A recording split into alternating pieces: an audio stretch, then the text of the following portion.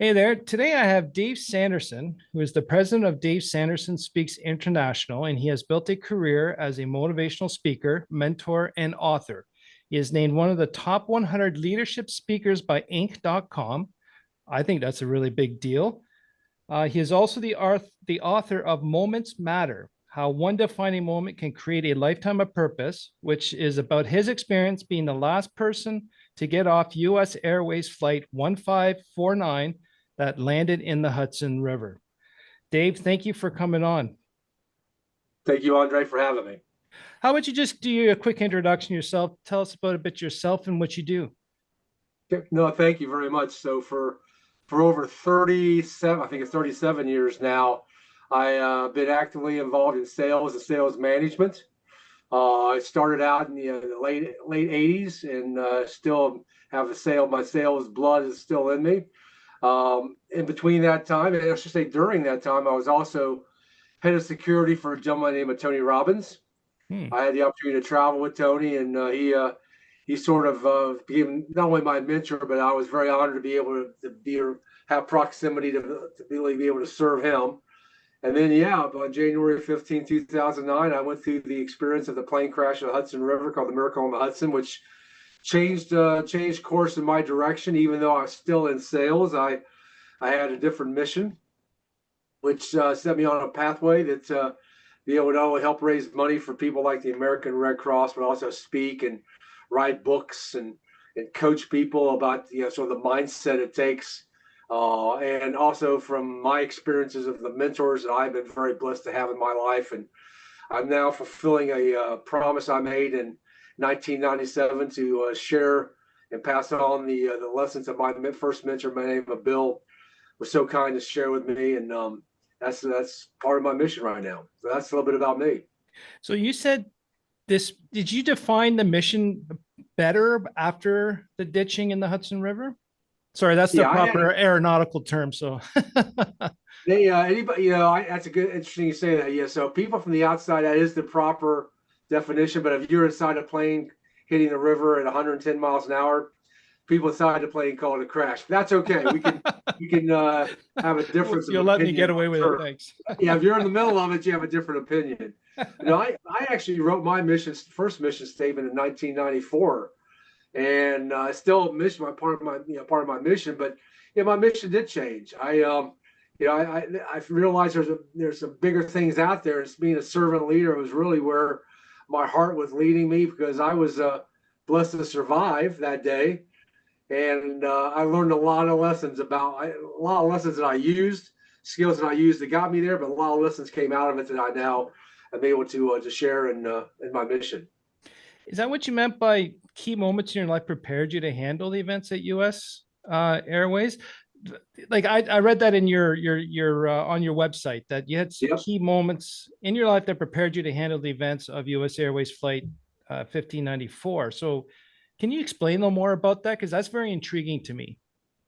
Yeah, thank you. So I, after reflecting after the plane situation that day, I look back at some of the things that I learned in key moments in my life, and I'll give you an example. When I was inside the plane, 7 minutes waist deep in 36-degree Fahrenheit water, and it came a point where the plane shifted and started going down in the Hudson. This was approximately 7 minutes into it. So it was already semi-submerged, and I thought that it was going down. So I jumped in and started swimming, the closest boat that I could find. And why is that important? There was a moment when I was 12 years old, when I was at a place called Boy Scouts, and I was going for an award. And it's called the Order of the Arrow. And basically, it's like the TV show Survivor on steroids. You had to do a lot of activities in a compressed amount of time. And one of those activities we had to do is we had to get across the river to get to the next skill. And we could have walked over the bridge, but we swam across the river when I was 12. And I look back and said, maybe that was the moment that prepared me to be able to swim in the Hudson River, where I had the certainty to be I could swim. My parents gave me the lesson how to swim. And then I already swam in the river once. And I think that was like an example of a moment that it was in my life that served me that day, a defining moment. So what I'm gathering from that also is that if we looked internally at ourselves, everything that we've done, we've all been through a crisis moment, maybe not to the extreme that you went through. We can look at it and start seeing how was I prepared by that by certain key moments in my past life. Definitely. I think every moment of your life's there for a reason. Some are more significant, but I think, even when people go through a traumatic life event, whether it's like a train crash that just happened down East Palestine, Ohio, or a hurricane or a health situation, there are moments in our life that gave us the perspective or something that happened that helped us hopefully get through that or Mm-hmm. be able to face it a different way or have a leadership moment or something that happened. And I think that, I learned certain skills in my life, that helped me that day and other times in my life. So, yeah, I think every moment's in our life for a reason. So our life actually prepares us for whatever we need at the time in the I present think moment. if you recognize that, right, and and don't take every. I mean, one part of my message is don't take every moment for granted. It's there for a reason. And sometimes maybe have a relationship, Andre, that comes in our life. We don't even think it means anything, right? We meet them and we can move on. But maybe a couple of days later, or a couple of years later, all of a sudden that relationship could change the direction of your life. Right. And I always said that things happen for a reason. And like maybe not necessarily in the sense for myself, or I'm not going to speak for everyone, but not necessarily in the sense of the higher power, everything's predetermined for me. But I've always taken an opportunity, an obstacle, or a challenge and see what can I learn from this? Why did it happen?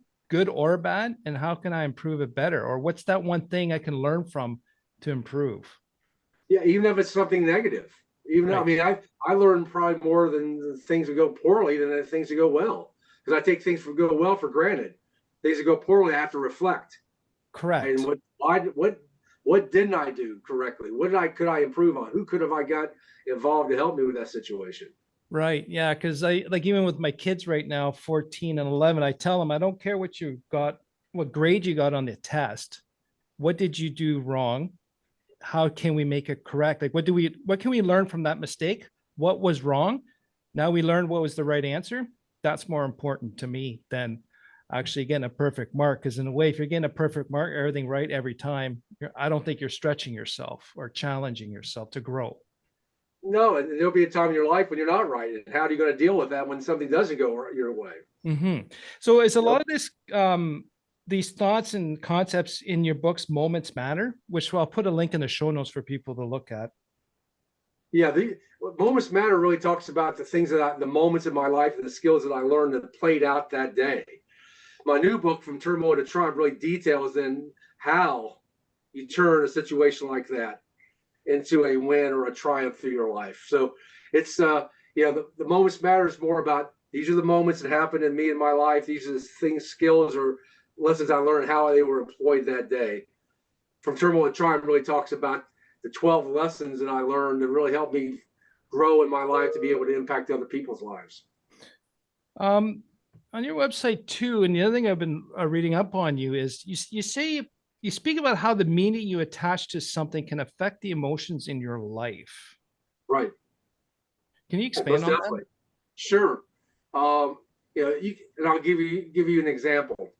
I was in the green room of Good Morning America after the plane crash, plane situation, whatever you want to call it, a few weeks after, and there were passengers and crew that were there. Great, we're done, and all of a sudden, one passenger got, I would say, a little emotional.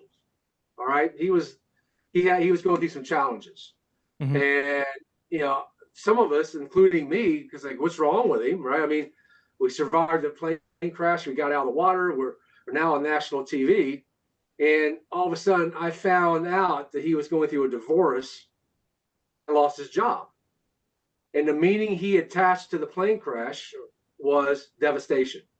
It's Right. devastated my life.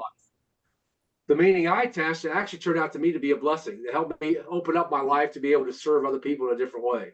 So whatever meaning you attach is produces whatever emotion is going on in your body. Whatever emotion is going on in your body is your life at that point in time, whether it's positive or negative. So your emotional reaction dictates if it's a positive experience or not, or how you If you react or deal with it positively. You might see a situation as a positive. I might say, you know what? I think he's crazy. I think it's terrible, right? And whatever that emotion I attach to it, I will reflect. Just like whatever emotion you attach to a situation, you'll reflect. Right. And that's what you're gonna be living with. That is, and that, at least in that moment, that's where your life is. Right. No, that's really good. I really like that. Um, would this also have something to do with changing the narrative for your future with these emotions tying to your a meaning? Most definitely. And I talk about how do you change the meaning. It's about how you reframe meanings. Oh, Where I like I said, I look at that thing as that plane crash as a blessing. I reframe that to whenever I have a challenging situation, I turn it around. It's like this happened for a reason, a purpose, and it served me. I and it changed served that. me. I changed the way I looked at that. I reframed it. I changed the narrative and changed the pathway of where I was going to approach it. Right. I really liked how you said that. It happened for a reason and it served me. And then Served how do me. you transfer to that? Either, you know, I think he says it, how it serves me. I don't know, I take that as a positive, because if it was more of a negative and I'm going to go be down about it, that's more, how did that affect me? So I really like Right. that term, how it served me with that experience. And Um, every situation serves you in some way. Everyone, everyone. yeah. It's all the way, that's how your mindset approaches it, right? Hmm. I guess it's all up to you on how you take that information and move on. That's right. Process it. That's Either correct. you do something or you do nothing or be a victim to it, if that makes sense. Most definitely. Um, so how do you defy adversity and then you face your challenges head on? Do you have a process for that? Or is it just you take it as you go? No, yeah. I've had, I mean, all of us have adversity pretty much every day. Something comes in, whether it's financial, emotional, spiritually, relationship wise. You might have some adversity. So, I always, the one thing that I've learned, and one of the people I'm very closely associated with, Don Barton, Mhm. is you take personal ownership. It's Yes, yeah, it's not. I give you the statement I make. It's easy to blame events, but if you keep blaming events, you never give yourself the opportunity to grow. correct. And this is what happened during COVID and the pandemic. People blame that. Well, there were people that actually grew out of the pandemic. Yep. They grew out of adversity, right? Hmm. So, one of the things that I try to teach and speak on is how do you create opportunity from uncertainty? How do you do that? And this is what I did after the plane situation. I was able to have adversity in that situation. I was able to turn that into an opportunity to serve at a higher level. Okay, so I'm going to challenge you. I'm going to be this little negative person and just say, Yep. yeah, what do you Sure. mean create opportunity from adversity? You're crazy. How can I take something bad and convert it into an opportunity? Now, most of the entrepreneurs listening are going, oh, that's how we roll. But at the That's same how we time, roll. It's exactly right. but at times there are some challenges that it does kick us to the ground very hard and Most hard definitely. to get up from. So how can I take this negative adversity or opportunity or the adversity and then create it into an opportunity? I'll give you an example. We lost a child of 7 months. Ouch, sorry. Okay. Big adversity for my wife and myself. Right. And there was a time, and this is really before a lot of this was really coming to me. Right. And I learned this, but we were down for a while. I mean, you lose a member of your family, you're down. But all of a sudden, I sort of kicked in, and what happened to me is my then mentor's name was Bill, shared a story about a similar situation happened to him when he lost his son in Korea during Hmm. the Korean War, and he could have stopped it. He had the resources to be. He could have stopped him from going to the war, but it was his son's job to serve the country. Right. And he said something to me that this is what really resonated with me. Andre said, "The same God that was at the beginning was there with my son that day is with your son right now. There's a reason behind it, right? Right. God needed your son more than you needed your son." Hmm. And that triggered me. It's like, you know what? Maybe I don't understand this big plan. And yes, it does hurt. And yes, it'll hurt for the next 50, 60, 70 years. But we can use this. I can use a situation to help other people who go through adversity likewise and share not only the story, but show them some strategies on how they can get out of it. and go hopefully take the situation, do mourning. I'm not saying go out and not mourn, Mhm. but after the mourning, how can I now use with the energy to serve somebody else, not yourself? So, like, I think if the entrepreneur were known to take adversity and convert it into an opportunity, but a lot of that is external. But if it becomes like the example you used, to me hit me a little harder because now we're talking about a personal challenge or a personal obstacle that's deep within our soul here. Right. And that's harder to overcome. It is.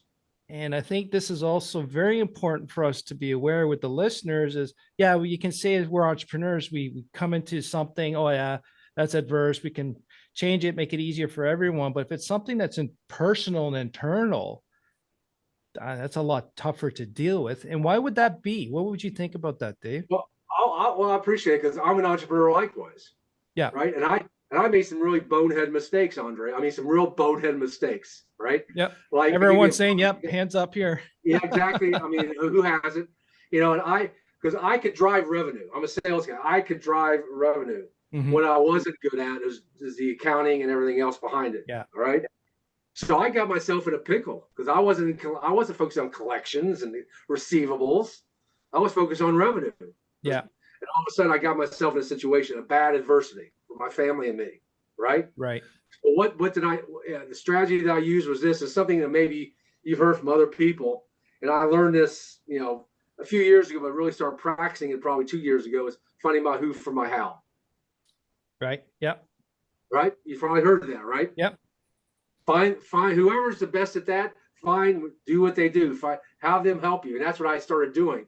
So when I have adversity, I find somebody has gone through something similar to that, understand their strategy and model what they've done. And that's how I can overcome it and create an opportunity out of it. Right. Yeah. Who not how is another term where when I say, the stuff that you suck at, hire that out. So, Yep. Who for how is the key strategy. Yep. You said in 1994, you created your first mission statement. 2009, it changed. So what is your mission now? I say with modified. So how it really modified is, and I started in 2009, but it's really 2016 when I wrote my book, Moments Matter. Mhm. This is when things started clicking for me and changing because, long story short, I was writing my book and I had a couple of neighbors down the street, Andre, that they were older ladies and needed some help. Mhm. And they needed some help basically getting their TV fixed. My wife called me. I went down, helped them fix their TV. And they asked me to stay for milk and cookies. Okay, I love milk and cookies, especially from older women. They can bake. I'm good, right? Mhm. I'm waiting around, and we get down south here in North Carolina, have this thing called parlors, okay? Sitting rooms, Yep. sitting rooms, right? Mhm. And in this sitting room or parlor, they had these books about World War II, and I started looking at them. And when I started looking at them, when they came out with milk and cookies, I said, "Where did you find it? I've never seen these stories." And Andre, they both looked at me and rolled their sleeves up and showed me the numbers and letters down their arm. Oh no. Concentration camp survivors. Yeah. And they were in those books. And for 2 hours plus, they told me this story. Okay. And I came back to where I am sitting right now, or you see me sitting, my credenza is right behind me. Mhm. I opened my credenza up. I started writing notes feverishly. And I opened my book up and I found some notes that I took from my mentor in 1997. And a promise I made is not to let the lessons he taught me die with me. Right. And that became my mission. Modified my mission to say, you know what? Whatever I've learned, I'm going to leave it as a legacy to the next generation, to as many people as I can. And that is what my mission is. That's why we're having this conversation. That's fantastic. And yeah, you definitely lived your mission on this conversation. There's a lot of great points here for the listeners. I really like the statement you made. Life prepares us for the present moment. Things happen for a reason. And I like how and then you added on to it. And how does it serve me? Serve me. Yep. I think that's a huge. You got to have a win out of it. You got to have a personal win out of it, right? Yeah. You have to have. But if not, you'll just be serving. And you'll ultimately get drained. Yeah. Right? Yeah. It has to be able to serve your mission likewise. Yeah. And I just like I just love that term. Like just this happened for a reason. How did it serve me? So I can have a lesson and grow from it. I really love that. Reframe the meanings so it can change a negative, the narrative. Let me start that over. Reframing your meanings to change the narrative for your future, I think is also profound. And then, like you said, personal ownership of every situation is key. And I think that's one of the key things for personal growth is by taking personal ownership and doing it and not relying on others or having to rely on other people to make that up for you or pick you up on that. And I don't know about you guys, but what I really got out of this episode was that your attitude around obstacles and adversity really dictate your actions to make adversity a problem or an opportunity. So I think you said earlier, Dave, your emotions attach a meaning to, or your meaning attaches an emotion to that adversity. And then from there, either becomes a problem or an adversity. And if you take it and say, how does it serve me? I think it's a lot easier to turn that into an opportunity. Definitely. Yeah. So, thank you Most very definitely. much. Where can people find you, Dave? Thanks. If they would go to my website, davesandersonspeaks.com, that is the great place because we're updating it like everybody, updating it constantly.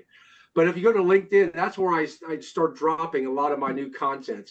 Every week I put out a new blog, and it's basically just something that's happened recently to me, a lesson that all of a sudden it came to play recently in my life, right? Yeah. So so it goes back to what we talked about, moments matter, right? Mm-hmm. Some moment triggers, and I'll start right. So please check that out on LinkedIn at David Sanderson likewise. And I appreciate you having me, Andre. Well, I've got your website link. Your LinkedIn link will be in there in the show notes so everyone can find it. And also links to your books, From Turmoil to Triumph and Moments Matter. Your website is fantastic. A lot of good stuff there. And you got a lot of neat programs. I think a lot of people can benefit from the leadership point of view, and especially converting obstacles and adversity into opportunities. So I ask you, the listener, what obstacles have been key to your entrepreneurial growth over the last years, and how did those serve you to be the person you are today? Dave, thank you very much. I really love this conversation. Same here, Andre. Thank you very much, and may God bless everybody who's on this call. Thank you very much. Thank you very much, and thank you to the listener. We'll talk to you soon.